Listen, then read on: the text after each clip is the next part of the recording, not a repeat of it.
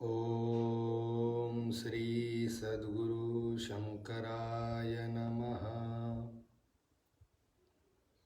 यो अन्तः प्रविश्य मम वाचमिमां प्रसुप्तां सञ्जीवयत्यखिलशक्तिधरस्वधाम्ना अन्यांश्च हस्तचरणश्रवणत्वगादीन् प्राणान्नमो भगवते पुरुषाय तुभ्यं।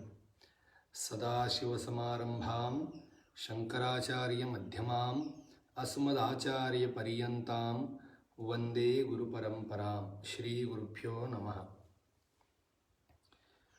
परमपवित्र गुरुपरंपरेच्या चरणी शिरसाष्टांग दंडवत व सर्व संप्रदायिक गुरुभक्तांना सप्रेम जय गुरु। कालच्या एका दिवसाच्या विश्रांतीनंतर आज पुन्हा आपला जो दैनंदिन उपक्रम आहे त्या उपक्रमाला आपण सुरुवात करत आहोत। एकंदरीत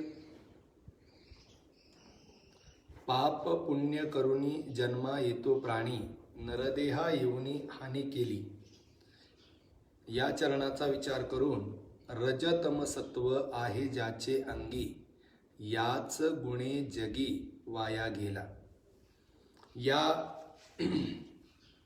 चरणावर आपलं चिंतन परवा झालेलं आहे की रज तम आणि सत्व हे जे तीन गुण आहेत, हे तीन गुण मायेचे आहेत, अविद्येचे, अज्ञानाचे आहेत।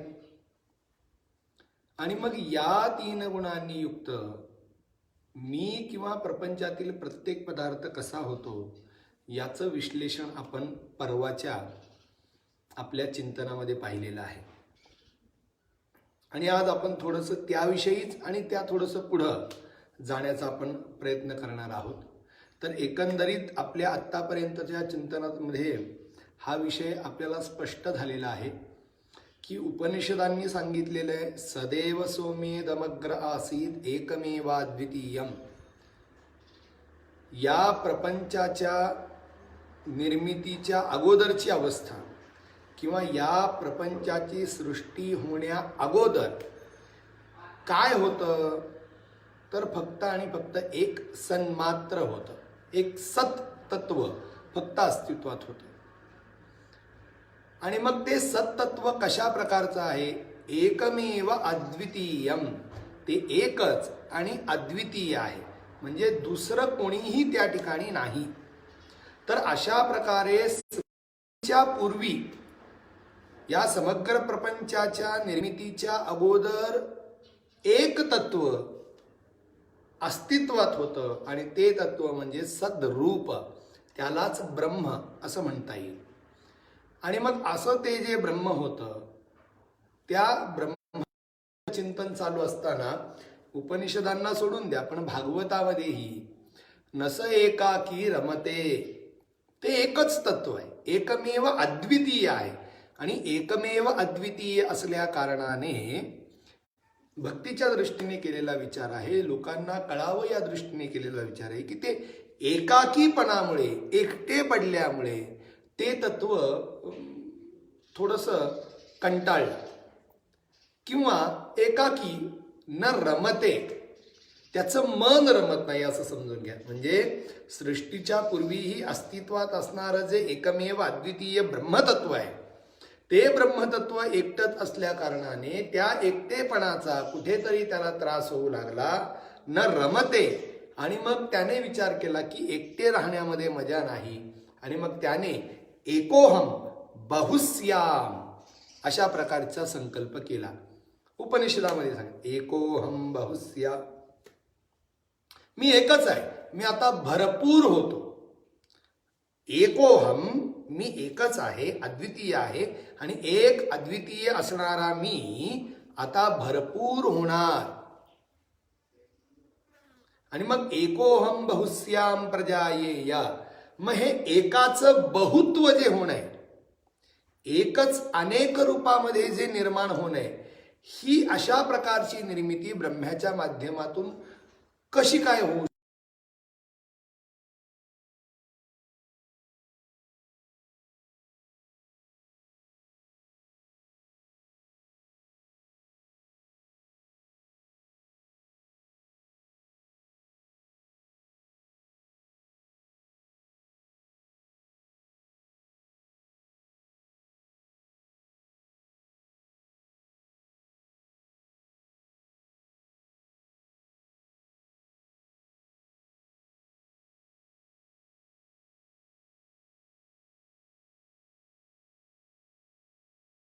माध्यमातून शक्य आहे, हा प्रश्न या ठिकाणी निर्माण होतो. तर एकोहम बहुस्याम, मी एकच आहे, आता भरपूर होणार. मग एक निर्गुण निराकार अद्वितीय असणारं तत्व बहुत्वाला जे प्राप्त होतं ते कोणाच्या माध्यमातून प्राप्त होतं, हा प्रश्न आहे. मग त्याच्यासाठी सांगितलंय की अशा प्रकारे एकमेव अद्वितीय असणारं तत्व संकल्पाने जे बहुत्व धारण करतं, ते बहुत्व धारण करण्यामागे जर कोणाचं सहकार्य त्या तत्वाला असेल तर ते आहे त्याच तत्वाची असणारी शक्ती माया. आणि मग मायेच्या माध्यमातून एकमेव असणारं तत्व, एकमेव असणारं ब्रह्म बहुत्वाला प्राप्त होत असतं. आणि म्हणून पहा, ही माया जगत कारण आहे. स्वतः शंकराचार्य विवेक चूडामणीमध्ये लिहितात, अव्यक्त ही परमेश शक्ती. अव्यक्त नावाची, परमेश्वराची, अव्यक्त स्वरूपाची ही परमेश्वराची एक शक्ती आहे. कोणती? अनाद्य विद्या त्रिगुणात्मिका परा. अनादी आणि अविद्या स्वरूप ही भगवंताची अव्यक्त नामनी परमेश्वर शक्ती आहे. आणि ही शक्ती काय करते? कार्यानुमेया सुधियैव माया, कार्यानुमेया सुधियैव माया, यया जगत सर्वमिदं प्रसूयते. पहा काय वाक्य दिलेले, यया जगत सर्वम इदम प्रसूयते. यया म्हणजे जिच्याद्वारे, इदम सर्वम हे दिसणारं चराचरात्मक जगत प्रसूयते जन्माला येतं. म्हणजे याचा अर्थ भगवंताची जी शक्ती आहे माया, त्या मायारूपी शक्तीच्या माध्यमातूनच भगवान परमात्मा जो एक अद्वितीय आहे, तो एकमेव अद्वितीय असणारा भगवान परमात्मा मायेच्या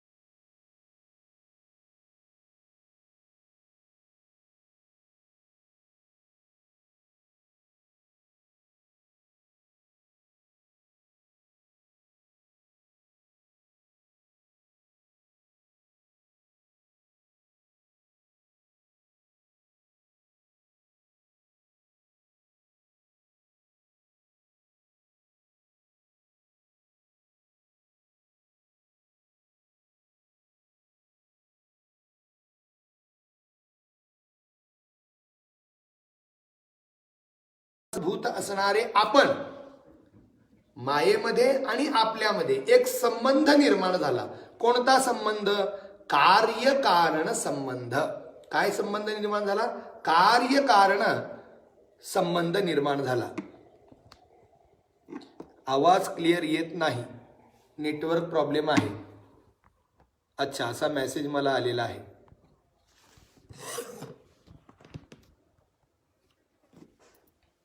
आता येतोय का आवाज क्लिअर?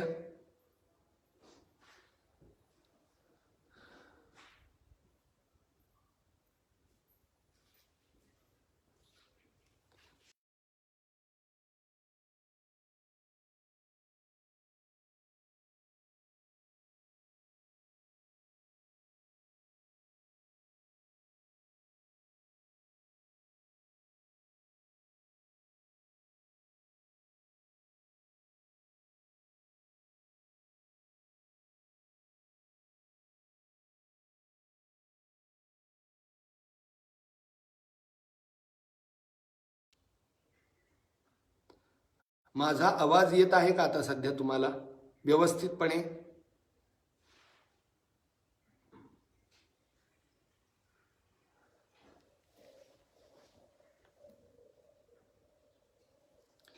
बरं, आवाज ब्रेक होत आहे.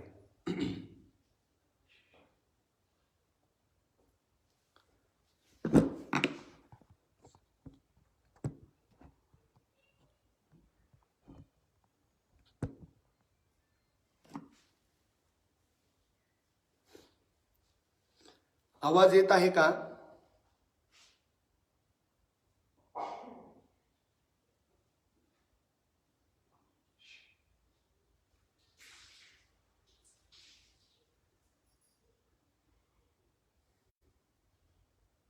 चला, येताच्या अंगी आपसुकच निर्माण झालेले आहेत आणि या 3 गुणांच्या माध्यमातूनच जगी वाया गेला. या 3 गुणांच्या माध्यमातूनच जीव जगामध्ये वायाला जात असतो. आता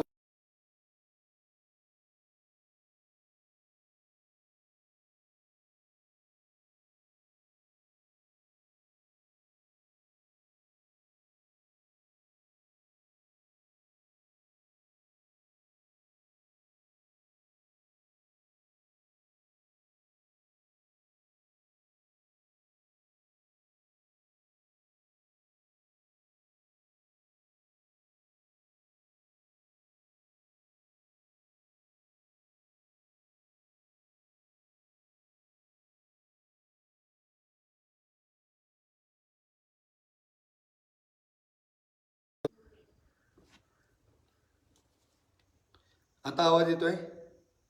बर.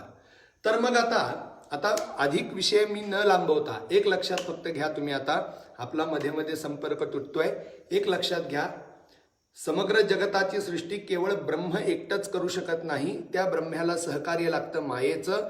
आणि मायेच्या माध्यमातून ज्यावेळेस जगताची सृष्टी होते त्यावेळेस काय होतं, तर जगताची सृष्टी झाल्यानंतर या सृष्टीचं कारण मायाही असल्या कारणाने मायेचे गुण हे त्या जगतामध्ये निर्माण होतात. आणि म्हणूनच आपण सत्व रज तम या 3 गुणांनी युक्त झाल्यासारखे वाटतो. वस्तुतः माझं स्वरूप हे आत्मस्वरूप आहे.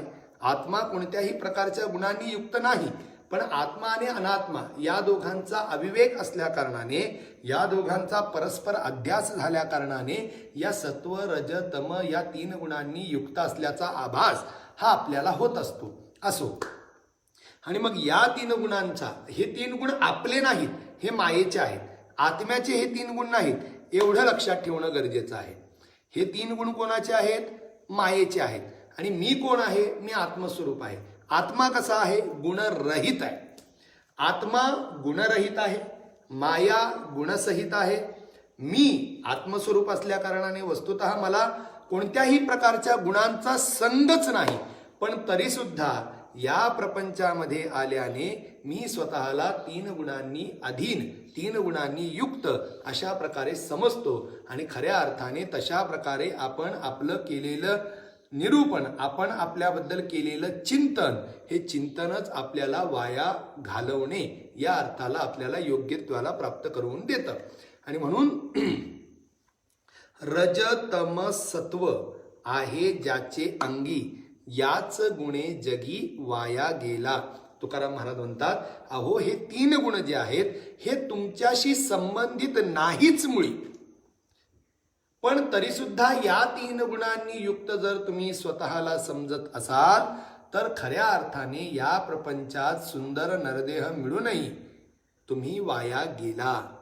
तर याच्याबद्दल आपल्याला थोडंसं आपण पाहूया की म्हणजे थोडक्यात तुकाराम महाराजांना सांगायचं आहे की या 3 गुणांच्या माध्यमातून आपण वाया जातो. या 3 गुणांच्या माध्यमातून आपण वाया जातो. मग ते कसं वाया जातो?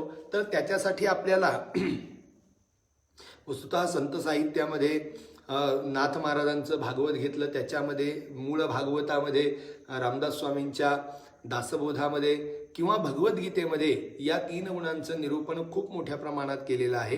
तर भगवद्गीतेतील आपण 1-2 श्लोक नक्कीच आत्ता पाहूया. 14वा अध्याय आहे की ज्या अध्यायाचं नाव गुणत्रय विभाग योग असा अध्याय आहे. मी आता त्याचं विशेष विश्लेषण या ठिकाणी करणार नाही, फक्त थोडक्यात आपण त्याचं स्वरूप हे जाणून घेऊया.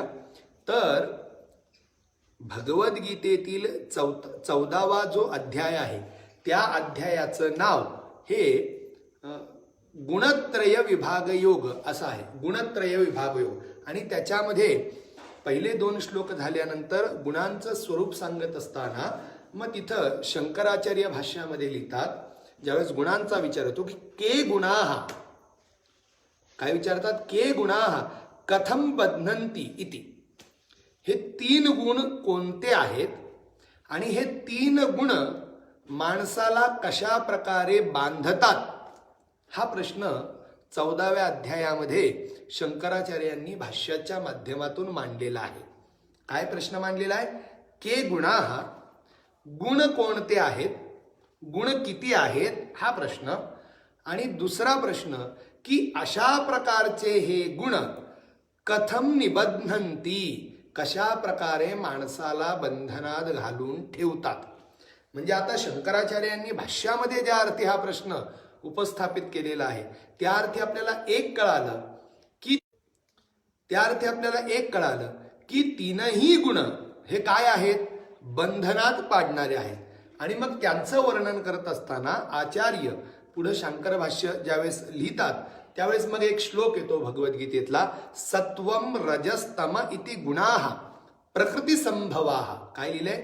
सत्वम रजः तमः इति गुणाः प्रकृती संभवाः निबध्नन्ति महाबाहो देहे देहिनम अव्ययम. काय सांगितलेलं आहे? निबध्नन्ति महाबाहो देहे देहिनम अव्ययम. मग आता या एका श्लोकाचं चिंतन केलं तरी आपल्याला पुरेसं आहे. पहा, सत्वम रजः तमः, सत्व रज तम इति गुणाः, म्हणजे पहिल्या प्रश्नाचं उत्तर झालं. के गुणाः, गुण कोणते आहेत त्याचं उत्तर दिलं, सत्वम रजस्तम इति. सत्व रज तम हे 3 गुण आहेत. आणि हे 3 गुण कशापासून निर्माण होतात, कोणाचे आहेत, कोणाचे संबंधी आहेत? प्रकृती संभवाः, हे प्रकृतीशी संबंधित आहेत. प्रकृती जी आहे, प्रकृती म्हणजे काल आपण वर्णन केलेलं आहे, शिव शक्ती, प्रकृती पुरुष, परमात्मा आणि माया. तर माया, अविद्या, अज्ञान, प्रकृती ही सर्व एकच नावं आहेत, एकाच तत्वाची नावं आहेत. तर मग आता आपल्याला कळालं प्रकृती संभवाः, प्रकृतीपासून उत्पन्न होणारे, प्रकृतीपासून निर्माण होणारे किंवा प्रकृतीचे धर्म म्हणजे हे 3 गोष्टी आहेत. काय? सत्व रज तम. आणि हे 3 प्रकृतीचे गुणधर्म, प्रकृतीपासून निर्माण झालेले हे 3 गुण काय करतात? निबध्नन्ति महाबाहो देहे देहिनम अव्ययम. ते निबध्नन्ति, चांगल्या प्रकारे बांधतात, चांगल्या प्रकारे बांधून ठेवतात. कोणाला? अव्ययम देहिनम, अव्यय स्वरूप असणारा, निराकार स्वरूप असणारा, अविनाशी स्वरूप असणारा, मुक्त स्वरूप असणारा जो परमात्मा आहे, जो या देहामध्ये वास करतो, असा तो देही परमात्मा. देही म्हणजे काय? देहामध्ये वास करणारा जो आहे, देहामध्ये जो राहतो त्याला देही असं म्हणतात. आणि देही ज्याच्यामध्ये राहतो तो देह. आणि मग निबध्नन्ति महाबाहो देहे देहिनम अव्ययम, या देहामध्ये राहणारा जो देही आहे, जो अव्यय अव्यक्त स्वरूपाचा आहे, अशा त्या अव्यक्त अव्यय स्वरूपाच्या देहीला म्हणजे आत्म्याला हे सत्व रज आणि तम हे 3 गुण बांधतात. तर अशा प्रकारचा प्रश्न त्या ठिकाणी मांडलेला आहे. तर मी परवाही एक शंका घेतली होती आणि त्याचं उत्तरही दिलं होतं आणि त्याला अनुषंगाने आता पुन्हा एकदा तो प्रश्न मी उपस्थापित करतो की या प्रपंचामध्ये आपल्याला कळालं 3 गुण आहेत, सत्व रज आणि तम.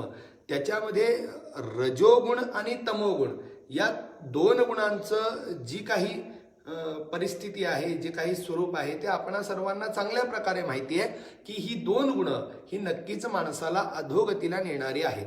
पण आता याच्या पुढे जाऊन सत्वगुण, त्या सत्वगुणाचं वर्णन करत असताना तुकाराम महाराज म्हणतात की या सत्वगुणानेही एक प्रकारे आपण वायात जातो. शंका या ठिकाणी निर्माण होते की सत्वगुण हा तर परमार्थासाठी अपेक्षित आहे, परमार्थासाठी पूरक आहे, भगवत सानिध्य प्राप्त करण्यासाठी योग्य आहे, ज्ञानप्राप्तीसाठी योग्य आहे, सात्विक जीवन जगणं हे कधी श्रेयस्कर आहे.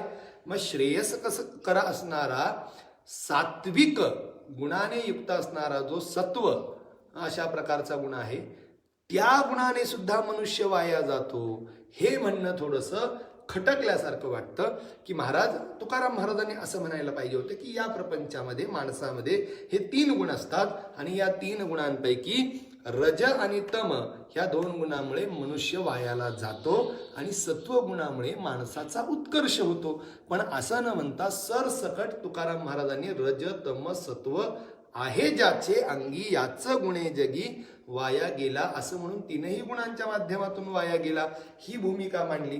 मग याच्यावर काय उत्तर देता येईल तर मग याचं स्वरूप पाहत असताना आत्ता जो भगवद्गीतेतील आपण श्लोक पाहिला त्याच्यावरून कळतं की त्याच्यामध्ये सांगितले किंवा सत्वम रजस तम इति गुणाः प्रकृती संभवा. सत्व रज तम हे 3 गुण आहेत प्रकृतीपासून उत्पन्न झालेले. वारंवार मी हा शब्द सांगतोय प्रकृतीपासून उत्पन्न झालेले हे 3 शब्द आहेत. आणि मग प्रकृतीपासून उत्पन्न झालेले सत्व रज तम हे 3 गुण जे आहेत ना हे 3 गुण या देहामध्ये देहीला आत्म्याला बांधून ठेवतात असा भगवद्गीतेतील श्लोकाचा अर्थ आहे. मग इथं भगवंताने सुद्धा बांधण्याची भूमिका केवळ रज आणि तमाची आहे असं म्हटलेलं नाहीये तर सत्वाची सुद्धा बांधण्याचीच भूमिका आहे. म्हणजे थोडक्यात एक बांधण्यासाठी एक साधी दोरी आहे, एक लोखंडाची दोरी आहे आणि एक सोन्याची दोरी आहे. असू द्यात दोरीचं धातू वेगवेगळा आहे. एका ठिकाणी दोरी आहे, एका ठिकाणी लोखंड आहे आणि एका ठिकाणी सुवर्ण आहे. असू द्यात पण 3ही बंधनातून माणूस बांधला जाणार आहे हे मात्र लक्षात घेणं गरजेचं आहे. आणि म्हणून सोन्याची जरी साखळी असली तरी सोन्याच्या साखळीनेही एक प्रकारे आपण मुक्तीपासून दुरावून बंधनातच पडणार आहोत. आणि म्हणून या सर्व गोष्टींचा विचार करूनच तुकाराम महाराजांनी सांगितलं की केवळ रजतम नाही तर सत्वगुणामुळेही एक प्रकारे आपण वायालाच गेलेलो आहे. का वायाला गेलो आहे कारण या 3ही गुणांच्या माध्यमातून या देहामध्ये आत्म्याला जखडण्यात येतं, आत्म्याला बांधण्यात येतं. आता ते कसं काय तर मी फक्त आणि फक्त सत्वगुणाचं स्वरूप या ठिकाणी सांगतो कारण शंका फक्त सत्वगुणाबद्दलच आहे. तर तिथं सत्वाचं स्वरूप सांगत असताना श्लोक लिहितात तत्र सत्वम निर्मलत्वात् प्रकाशकम अनामयम. तत्र सत्वम निर्मलत्वात् प्रकाशकम अनामयम सुखसंगेन बध्नाति. हा शब्द लक्षात ठेवा. सुखसंगेन बध्नाति ज्ञानसंगेन चानघ. बघा सुखसंगेन बध्नाति ज्ञानसंगेन चानघ. काय सांगितलेलं आहे तत्र सत्वम निर्मलत्वात् प्रकाशकम अनामयम. तत्र आता 3 गुण सांगितले. या 3 गुणांचं विश्लेषण सुरू केलं की सत्वगुण म्हणजे काय. तत्र सत्वम निर्मलत्वात्. सत्व म्हणजे अत्यंत निर्मळ गुण आहे, अत्यंत स्वच्छ निर्मळ, अंतःकरणाला शुद्ध करणारा, परमार्थाला प्रवृत्त करणारा, सुखाची प्राप्ती करून देणारा, सन्मार्गी लावणारा अशा प्रकारचा हा सत्वगुण आहे. आणि म्हणून तिथं म्हणतात तत्र सत्वम निर्मलत्वात् प्रकाशकम. निर्मळ आहे सत्वगुण. कसा आहे निर्मळ आहे. आणखी कसा आहे प्रकाशक आहे. सत्वगुण कसा आहे प्रकाशक आहे. प्रकाशकम अनामयम. आणि हा एक महत्वाचा मुद्दा अनामयम म्हणजे कोणत्याही प्रकारचा त्रास देणारा नाहीये, जीवाला क्लेश निर्माण करून देणारा नाही, उलट जीवाचं क्लेश हरण करणारा आहे. मग आता सत्वगुण जो निर्मळ आहे, प्रकाशक आहे, जीवाचं क्लेश हरण करून देणारा आहे, कोणत्याही प्रकारचा उपद्रव जीवाला देणारा नाहीये, अशा प्रकारचा जो हा सत्वगुण आहे तर या सत्वगुणाने चांगला आहे. पण हा सत्वगुण सुद्धा काय करतो सुखसंगेन बध्नाति ज्ञानसंगेन चानघ. पण हा सत्वगुण सुद्धा मनुष्याला जीवाला सुखसंगेन बध्नाति. तो सुखाने बांधूनच ठेवतो.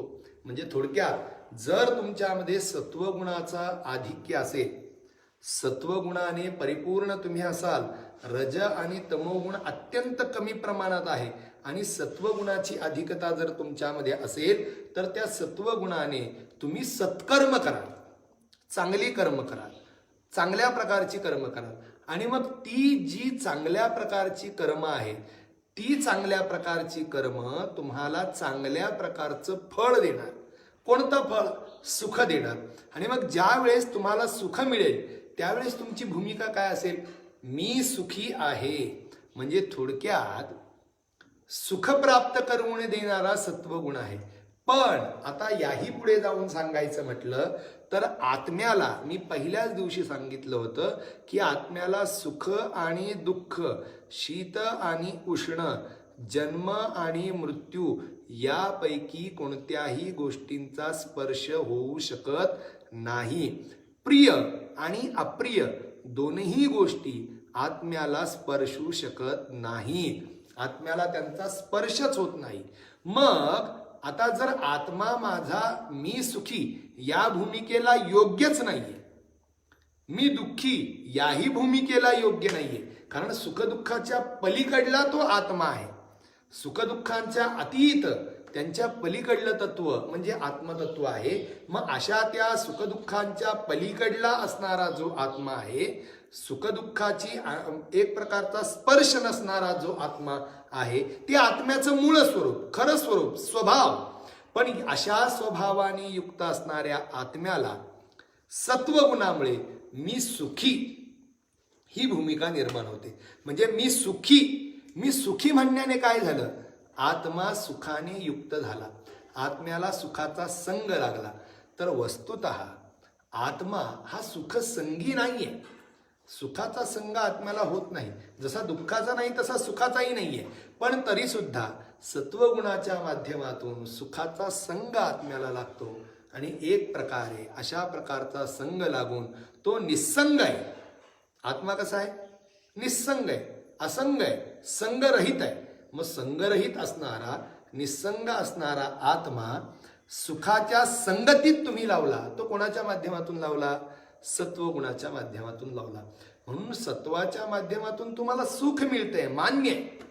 पण ते सुख मिळणारं किंवा मी सुखाचा भोगता ही भूमिका जे निर्माण करणारं तेही सत्वगुण आहे. आणि अशा प्रकारची भूमिका जर आत्म्याबद्दल निर्माण होत असेल तर एक प्रकारे तुम्ही बंधनातच अडकलेला आहात हे निश्चित होतं. आणि म्हणून त्यांना सांगावं लागलं की बाबा, सत्व, रज, तम हे तीनही प्रकृती संबंधित असणारे गुण आहेत आणि या गुणांच्या माध्यमातून आत्मा हा शरीररूपी बंधनात अडकतच असतो, हे त्यांना सांगायचं आहे. पण त्याच्यामध्ये एक आहे की तमोगुण हा अत्यंत घातक आहे, रजोगुण हाही घातक आहे.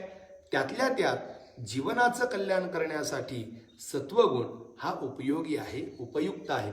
म्हणूनच भगवद्गीतेमध्ये पुढे जाऊन सांगितलं की ऊर्ध्वं गच्छन्ति सत्वस्था मध्ये तिष्ठन्ति राजसाः जघन्य गुणवृत्तस्था अधो गच्छन्ति तामसाः. हा श्लोक सांगितलाय. ऊर्ध्वं गच्छन्ति सत्वस्था. मी मध्ये एका 14 लोकांचं वर्णन करत असताना सांगितलं होतं की आता या दोन्हीपैकी आपल्याला प्रवास करायचा आहे.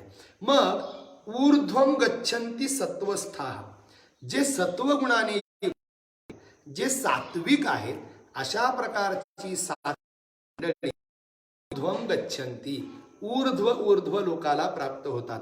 मध्ये तिष्ठन्ति राजसाः, मध्यम अवस्था प्राप्त होते आपल्यासारख्या मनुष्यांना. राजसाः म्हणजे रजोगुणाने प्रेरित होऊन, चांचल्य निर्माण होऊन कर्म करणे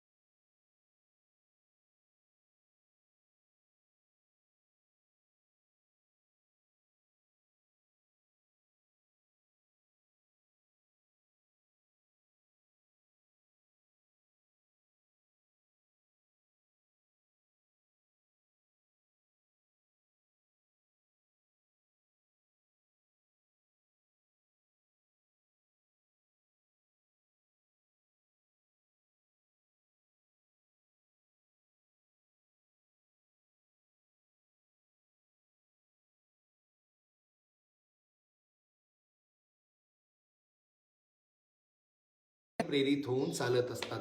तुम्ही काही करा, तुम्हाला आज जीवनामध्ये जे सुख मिळतंय हे सुख सात्विक आहे, राजस आहे का तामसिक आहे, याचा आपण विचार करू शकतो. आणि त्याच्यासाठी मला असं वाटतं भगवद्गीतेतील 18वा अध्याय किंवा माऊलींचा 18वा अध्याय जो ज्ञानेश्वरीचा आहे तो आपण पाहणं गरजेचं आहे. त्याचं पूर्ण विवेचन मी आता करू शकत नाही, पण फक्त एवढं लक्षात ठेवा, प्रत्येक मनुष्यामध्ये सत्व, रज आणि तम हे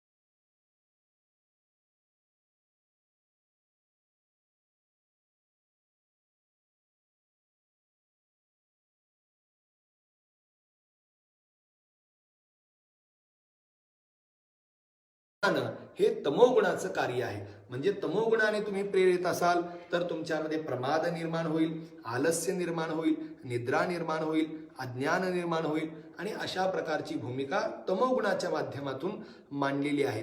तर हे 3 गुण आहेत. हे 3ही गुण, या 3 गुणांच्या पलीकडली अवस्था आपल्याला प्राप्त करायची आहे. जसं भगवद्गीतेमध्ये सांगितलेलं आहे की गुणान एतान अतीत्य त्रीन देही देह समुद्भवान. काय सांगितलेले? गुणान एतान अतीत्य त्रीन देही देह समुद्भवान जन्म मृत्यू जरा दुःखै विमुक्तो अमृतम अश्नुते. काय सांगितलं?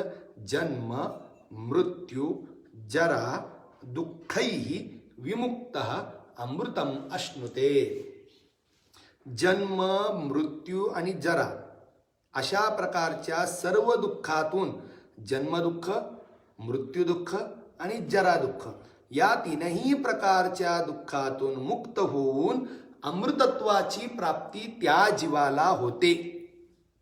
बघा, आपल्या प्रत्येकाच्या जीवनाचं ध्येय काय आहे? आपल्या प्रत्येकाचं ध्येय हे अमृतत्वाची प्राप्ती आहे, मोक्षाची प्राप्ती आहे, भगवंताचा साक्षात्कार आहे. आणि अशा प्रकारच्या अमृतत्वाच्या प्राप्तीला कोण प्राप्त होतो किंवा कोणाला ती दशा प्राप्त होते, कोणाला ती अवस्था प्राप्त होते, त्या अवस्थेचं वर्णन करत असताना गीताचार्य भगवान श्रीकृष्ण परमात्मा म्हणतात, जन्म मृत्यू जरा दुःखै विमुक्त. जन्म दुःख, जरा दुःख, मृत्यू दुःख या 3 दुःखातून मुक्त होऊन तो अमृतत्वाला प्राप्त होतो. तो म्हणजे कोण? तर मग त्याच्यावर त्याची पहिली ओळ आपण पाहायला पाहिजे. गुणान एतान अतीत्य त्रीन देही देह समुद्भवान. काय सांगितलेले? देह समुद्भवान, या देहामध्ये उत्पन्न झालेले. पहा, देहामध्ये असं म्हटलेले, देहामध्ये उत्पन्न झालेले त्रीन गुणान, 3 गुणांना, या आपल्या मानवी देहामध्ये उत्पन्न झालेले सत्व रज तम हे जे 3 गुण आहेत, या 3 गुणांना पार करून, या 3 गुणांच्या बंधनातून सुटून, या 3 गुणांच्या पलीकडली अवस्था जो प्राप्त करतो ना, तो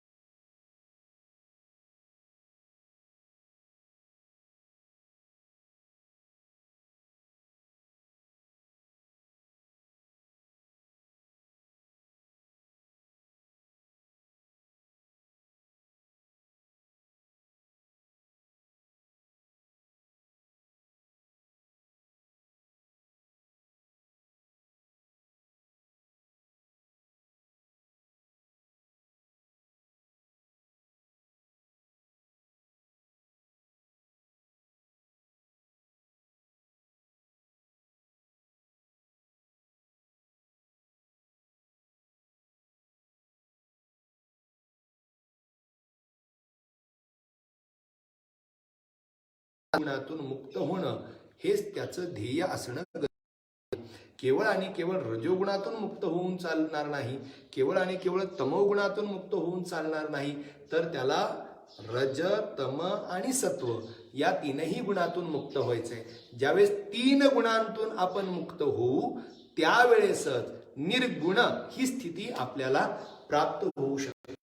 सगुणाचे आधारे, तर सगुणाचा, सत्वरूपी गुणाचा आधार घेऊन आपल्याला निर्गुणाची प्राप्ती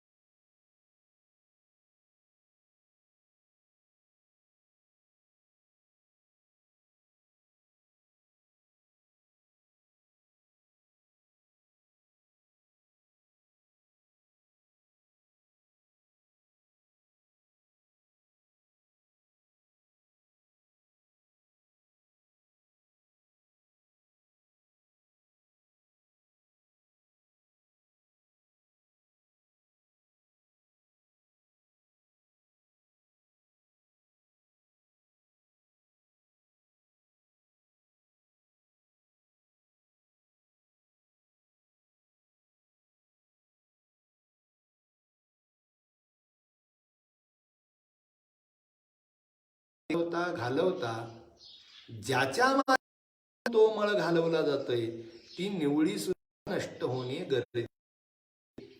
आणि मग अशा प्रकारे अस्वच्छ असणारं पाणी स्वच्छ झालं. स्वच्छ कोणी केलं? निवळीने केलं. निवळी आपण त्याच्यामध्ये फिरवली, त्याच्या माध्यमातून पाणी स्वच्छ झालं. म्हणजे ती मळ निघून गेला, पाण्यातील जी घाण होती ती निघून गेली, पाणी स्वच्छ झालं. पण जे स्वच्छता निर्माण करणारी निवळी ती सुद्धा स्वच्छ करता करता करता लयाला गेली.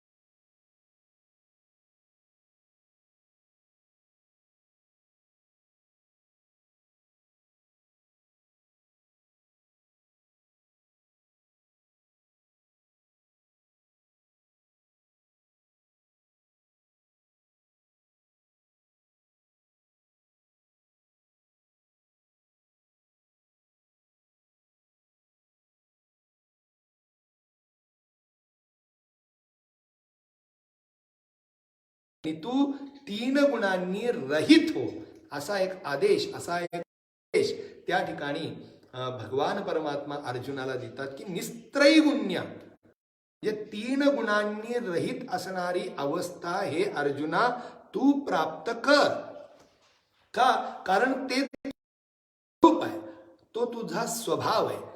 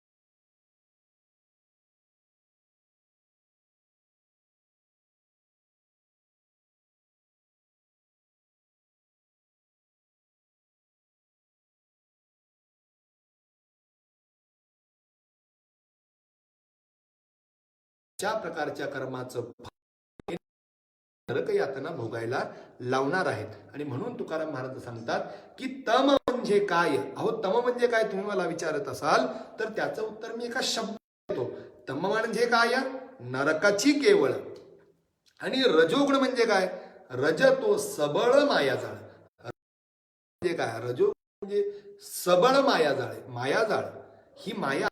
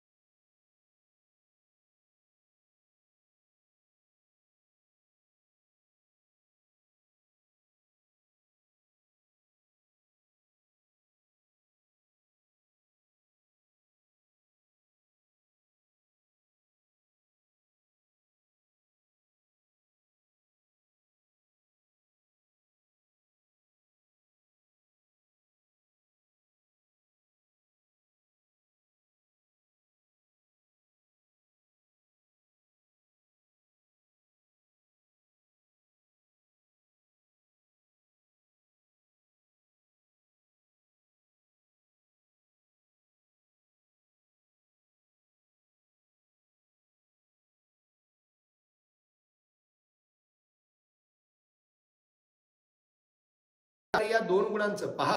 तुकाराम महाराजांनी अगोदर तीनही गुणांमुळे वाया गेला अशी जरी भूमिका मांडली असेल तरी सुद्धा इथं मात्र शेवटच्या चरणामध्ये असं तुकाराम महाराज म्हणतात, रज आहे, रज हा मायाजाळच आहे, पण तुका म्हणे येथे सत्वाचे सामर्थ्य करावा परमार्थ अहर्निशी. तुकाराम महाराज म्हणतात पण येथे म्हणजे या इहलोकामध्ये या परमार्थ मार्गामध्ये परमार्थाची वाटचाल करत असताना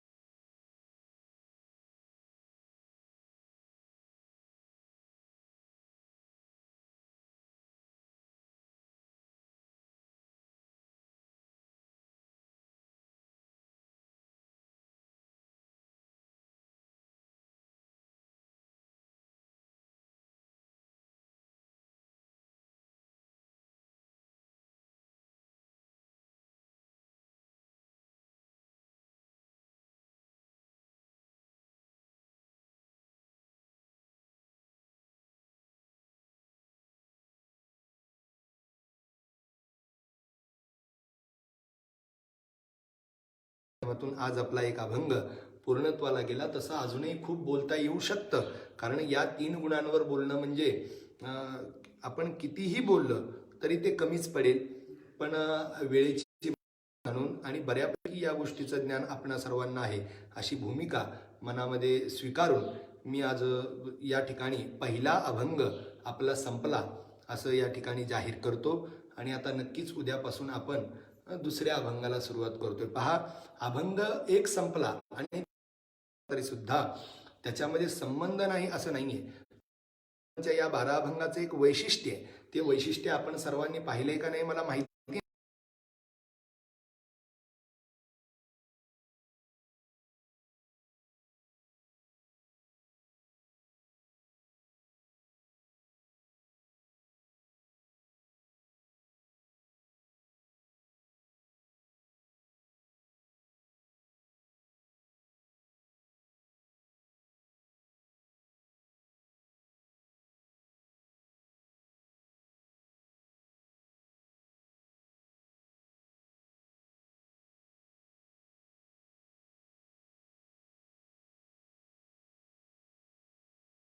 या शब्दाने अभंगाचा शेवट केलाय, त्याच शब्दाने पुढील अभंगाचा आरंभ तुकाराम महाराज करतात. आणि हे प्रत्येक अभंगामध्ये तुम्हाला दिसून येईल. एका अभंगातून दुसऱ्या अभंगामध्ये जात असताना मागील अभंगाची संगती, मागील अभंगाचा विषय, तोच विषय तुकाराम महाराज पुढे नेत आहेत. आणि म्हणून हे अभंग